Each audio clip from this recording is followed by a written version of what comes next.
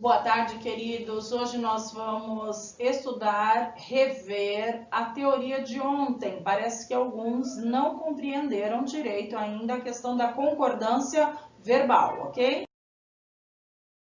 Vamos lá, regra geral. O verbo deve concordar com o sujeito. Então, o verbo concorda com o sujeito. Como assim, professora? A menina foi à feira. Quem foi à feira? Foi a menina. Então, é singular. A menina está no singular, o verbo também ficará no singular. Foi. As meninas foram à feira. As meninas é o sujeito.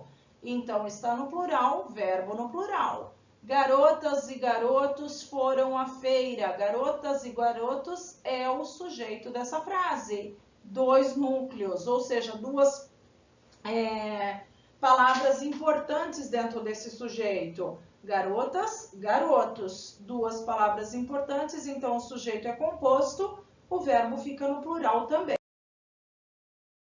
Frases com sujeito composto. Se esse sujeito estiver anteposto, o verbo vai para o plural. Normal. A primeira frase. O técnico e os jogadores chegaram ontem a São Paulo. Sujeito, o técnico e os jogadores. Ele está anteposto, ou seja, colocado antes do verbo. Então, o verbo fica no plural. Essa é a frase básica, como nós já conhecemos, como nós falamos, ok? Agora, a novidade para a gente é esse sujeito pós-posto, ou seja, o tipo de sujeito aí que vem depois do verbo. Olhem o exemplo da segunda frase aqui. Chegou ou chegaram ontem o técnico e os jogadores. Como que eu faço isso, professora? Por que eu posso escrever chegou ou chegaram? Porque o verbo vai concordar com o núcleo mais próximo, ou seja, a palavra técnico, aí vai ficar chegou ontem o técnico e os jogadores. Ou eu posso colocar no plural, porque é um sujeito composto. Chegaram ontem o técnico e os jogadores, ok? Então, essas palavrinhas que eu coloquei aí, anteposto e pós-posto, é o sujeito composto. Anteposto, ou seja, colocado antes do verbo, e o sujeito composto, pós-posto, é o sujeito colocado depois do verbo, como está na segunda oração. Agora vamos falar de sujeito composto por pessoas diferentes. Que são essas pessoas, professora? Eu, tu, ele, nós, vós, eles. Eu, tu e ele, primeira pessoa do singular. Tu, segunda pessoa do singular. Ele, terceira pessoa do singular. Nós, primeira do plural. Vós, segunda do plural. E eles, terceira do plural, certo? Quem vai predominar, professora? Nessa ordem mesmo. Se tiver a palavrinha eu, o pronome eu, na frase, eu vou predominar, tá? Então, essa palavra eu predomina. Então, o verbo vai para o plural, predominantemente aí na primeira pessoa do plural, que é o nós. Exemplo da primeira frase. Eu, você e os alunos iremos ao museu. Então, tem a palavra eu na frase, no sujeito, eu vai predominar. Então, a primeira pessoa é que predomina. Mas são três pessoas aí ou mais, né? Eu, você e os alunos, não sei quantos. Mas são mais pessoas. Então, vai para a primeira do plural, que corresponde ao nós, ok? A segunda frase, não tem eu na frase. Não tem a palavra eu na frase. Tu, ela e os peregrinos visitareis o santuário. Que pessoa eu coloco aí? O tu é que vai prevalecer, porque ela é a segunda pessoa. Não tem o eu, então vai para a segunda pessoa, que é o tu. Segunda pessoa. Mas tem mais de uma pessoa, professora? Então põe na segunda do plural. Qual é a segunda do plural? Vós. Então o verbo foi conjugado aí como se tivesse vós visitareis o santuário, tá bom? Agora nós veremos os sujeitos com núcleos em correlação. O que é isso, professora?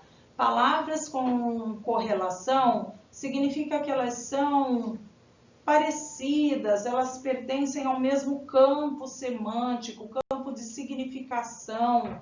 Por exemplo, aqui nesta frase, o médico é um cientista, ok? Então, eles são palavras correlatas, então elas pertencem ao mesmo campo de significação, tá? Como que vai funcionar o verbo? Como que vai ficar, professora? O verbo vai concordar com o mais próximo, né? Com o núcleo mais próximo, que aqui no caso é a palavra médico, ou então vai para o plural. Tanto faz, as duas formas estarão corretas. Se eu escrever o cientista assim como o médico pesquisa a causa do mal, está certo? Ou posso escrever o cientista assim como o médico pesquisam a causa do mal, também está certo, tá? Então, eu tenho duas formas de escrever esta frase, com o verbo concordando com a palavrinha mais próxima dele, que no caso é a palavrinha médico, está no singular, o verbo fica no singular. Ou eu posso mandar essa frase, o verbo, para o plural, né? Porque são dois núcleos aí, né? Mas são núcleos correlatos. Então, cientista e médico pesquisam a causa do mal. As duas formas são aceitas. Agora, um caso de sujeito composto ligado pela palavra com. Como que vai funcionar a concordância? Se o verbo, se o sujeito tiver a palavra com e nele também eu colocar vírgulas, o sujeito e o verbo vão ter que concordar aqui pela palavra antecedente, que no caso do primeiro exemplo é a palavra professor. Então, o professor com os alunos resolveu o problema. Eu tenho a vírgula, né? Então, eu vou concordar a palavra, o verbo resolveu, né? Com a palavra professor, que é o antecedente desse verbo. Mas e se não tiver, professora, a vírgula, que é o caso do segundo exemplo? Aí o verbo vai ficar no plural, como é o exemplo aqui, o segundo exemplo.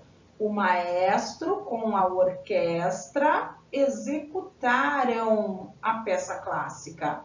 Ou seja, dois núcleos ligados pela palavra com, que é o maestro e a orquestra, não tem o vírgula, verbo no plural. Vamos lá, sujeito composto ligado por nem, né? Como que fica?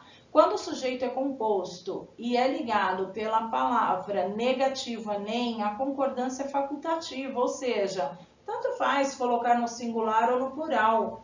Esse exemplo, nem Paulo nem Maria conquistaram a simpatia de Joana. Poderia dizer também, nem Paulo nem Maria conquistou a simpatia de Joana, ok? Nem o gerente, nem o diretor compareceu à reunião, ou nem o gerente, nem o diretor compareceram à reunião, ok?